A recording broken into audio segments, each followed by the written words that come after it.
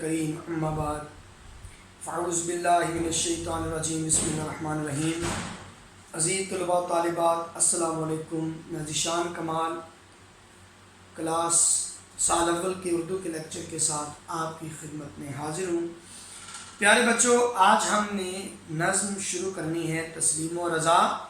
گزشتہ لیکچر میں نے گفتگو کی تھی تسلیم و رضا کے بارے میں کہ تسلیم و رضا کیا ہے اور مقام فخر کیا ہے، اور نذیر اکبر آبادی کا اسلوب بھی ہم نے پڑھ لیا۔ آج ہم پہلا بند پڑھیں گے، اور جب بھی ایسی نظم میں سے تشریح آئے جو بند کی شکل میں ہو تو صرف دو شعروں کی تشریح، ایک ہی بند کے دو شعروں کی تشریح آتی ہے۔ اور اگلی بات یاد رکھیں کہ یہ نظم حیت کے اعتبار سے مسدس ہے، کیونکہ مسدس ایسی نظم کو کہتے ہیں جس کے ہر بند میں 6 مصرے ہوں۔ تو دیکھیے کہ جو فقر میں پورے ہیں وہ ہر حال میں خوش ہیں، ہر کام میں، ہر دام میں، ہر حال میں خوش ہیں۔ گر مال دیا یار نے تو مال میں خوش ہیں، بے زر جو کیا تو اسی احوال میں خوش ہیں۔ افلاس میں، ادبار میں، اقبال میں خوش ہیں، پورے ہیں وہی مرد جو ہر حال میں خوش ہیں۔ اگرچہ دو شعروں کی تشریح آپ کو آئے گی، لیکن آپ نے تشریح پورے بند کو ذہن میں رکھتے ہوئے کرنی ہے۔ تو پہلے جو مشکل الفاظ ہیں وہ دیکھیں۔ دام کا مطلب قیمت، بے زر کا مطلب دولت سے محروم، اقبال خوشبختی، ادبار بدبختی۔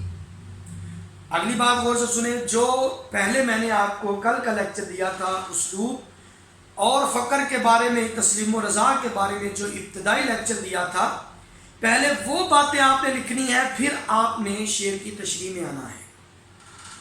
تو شاعر کہتا ہے کہ ہر آدمی انسان نہیں ہوتا، کامل انسان بننے کے لیے ضروری ہے کہ انسان فقط وضع کے اعتبار سے آدمی نہ ہو، یا فقط جسد خاکی نہ ہو، بلکہ وہ ان تمام خوبیوں کا مرکب ہو جن کی بدولت اللہ تبارک و تعالیٰ نے انسان کو اپنا نائب بنا کر زمین پر بھیجا۔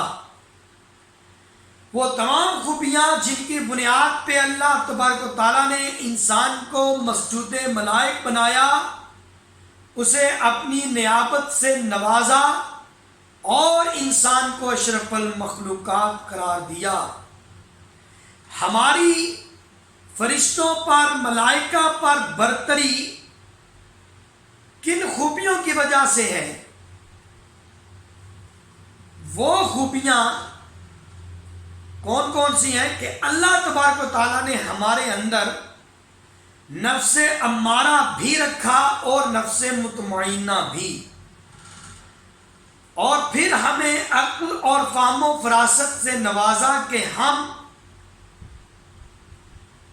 رد کر دیں نفس امارہ کو اور نفس مطمئنہ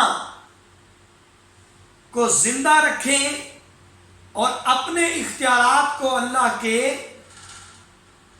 اختیارات کے حوالے کر دیں۔ پھر اپنی زندگی اللہ کی رضا، اس کی منشا اور اس کی مرضی کے مطابق گزاریں۔ ہمارا ہر لمحہ، ہر لحظہ اللہ کی رضا اور اس کی خوشنودی حاصل کرنے میں گزرنا چاہیے۔ وہی کامل انسان ہے جو دنیا سے بے نیاز ہو کر اللہ کا محتاج ہو جاتا ہے۔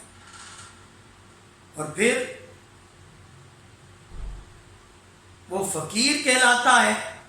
اور فقیر کی خوبیاں کیا ہوتی ہیں، فقیر کی کون سی صفات ہوتی ہیں، اس بند میں بلکہ پوری نظم میں شاعر نے انہی صفات کا تذکرہ کیا۔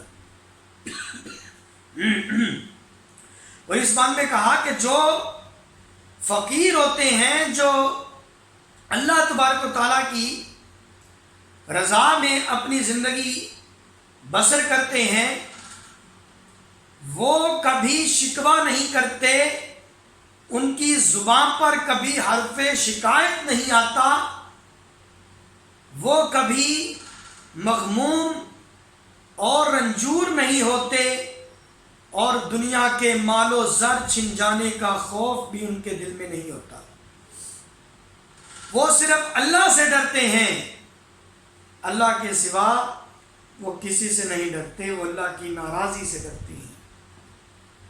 اور اللہ قرآن مجید میں فرماتا ہے کہ بے شک جو اللہ کے دوست ہیں ان پر کبھی کوئی خوف نہیں ہوگا اور نہ وہ غمناک ہوں گے، ہر حال میں خوش رہیں گے، ہر کام میں، ہر دام میں، کوئی بھی کیسا ہی وقت کیوں نہ آ جائے، ہر قیمت پر ان کے لبوں پہ مسکراہٹ رہتی ہے۔ اب کیسے؟ جو مال ہے یہ بہت بڑا فتنہ ہے، بہت بڑی آزمائش ہے، اور اللہ انسان کو آزماتا ہے مال سے، مال دے کر بھی آزماتا ہے، مال لے کر بھی آزماتا ہے۔ وَلَنَبْلُوَنَّكُمْ، یہ آیت آپ نے پڑھی ہوگی کہ ہم تمہیں ضرور آزمائیں گے، چیزوں کے خوف سے، بھوک سے، مال کے نقصان سے، نفسوں سے اور ثمرات سے، یعنی نفسوں کے نقصان سے، میووں کی کمی سے، ثمرات سے۔ یہ سورہ بقرہ کی آیت نمبر 155 ہے، ضرور پڑھ لیجئے گا۔ آگے وہ بشیر الصابرین، اور بشارت دے دو صبر کرنے والوں کو کہ بے شک جو مومن ہیں جب ان پر کوئی مصیبت آتی ہے وہ کہتے ہیں کہ بے شک ہم اللہ کی طرف سے ہیں اور اسی کی طرف لوٹ کر جانے والے ہیں۔ تو اِنَّ أَمْوَالُكُمْ وَأَوْلَادُكُمْ فِتْنَةٌ، بے شک تمہارا مال، تمہاری اولاد آزمائش ہے۔ لیکن جو فقیر ہیں، جو اپنی زندگی اللہ کی رضا کے لیے گزارتے ہیں، وہ مال کی پرواہ نہیں کرتے، مال آئے تو شکر ادا کرتے ہیں اور نہ آئے تو پھر بھی اللہ کا شکر ادا کرتے ہیں۔ اس پر بھی وہ ملول و مغموم اور رنجور نہیں ہوتے، غمگین نہیں ہوتے، افسردہ نہیں ہوتے۔ اگر مال دیا یار نے تو مال میں خوش ہیں، مال آیا تو اللہ کا شکر ادا کیا۔ خوش ہونے سے مراد غرور نہ کرنا، تکبر نہ کرنا، صرف اللہ کا شکر ادا کرنا اور شکر کے سبب اپنی گردن جھکائے رکھنا۔ یہ ہے فقیر کی صفت، فقیروں کی۔ بے زر جو کیا اور اگر مال سے محروم کر دیا، مال چھین لیا، تو پھر اس حال میں بھی شکوہ نہیں کرتے، اپنے لبوں کو سی لیتے ہیں اور اس کے قصیدے، اس کی حمد پڑھتے ہیں، اسی کا ورد کرتے ہیں، اس کا ہر وقت شکر ادا کرتے ہیں۔ تو بیٹا سلام ان پر تہہ طیب بھی جنہوں نے کہا جو تیرا حکم، جو تیری رضا، جو تو چاہے۔ یہ ہے فقیر کہ کیسا ہی وقت آ جائے ان کے لیے وقت کی کوئی قیمت نہیں ہوتی، بلکہ اس وقت کو، بلکہ ہر وقت ان کے لیے اللہ سے رجوع کرنے اور اس کی رحمت طلب کرنے یا اس کی خوشنودی حاصل کرنے کا وقت ہوتا ہے۔ افلاس کہتے ہیں غریبی کو، غریبی ہو، بدبختی ہو یا خوش قسمتی، کیسے حالات ہو وہ خوش ہیں، انہیں کوئی فرق نہیں پڑتا خوش قسمتی سے یا بدبختی سے۔ ان کے لیے قسمت، خوش قسمتی، بدبختی یہ معنی نہیں رکھتی، وہ جانتے ہیں یہ سب اللہ کی طرف سے ہے۔ وہ اپنے مقصد حیات سے نہیں ہٹتے، وہ جانتے ہیں کہ اللہ نے انہیں اپنی اطاعت اور بندگی کے لیے پیدا کیا، تو وہ اپنی زندگی کا ہر لمحہ، ہر لحظہ، اپنی ہر سانس اللہ تبارک و تعالیٰ کے حضور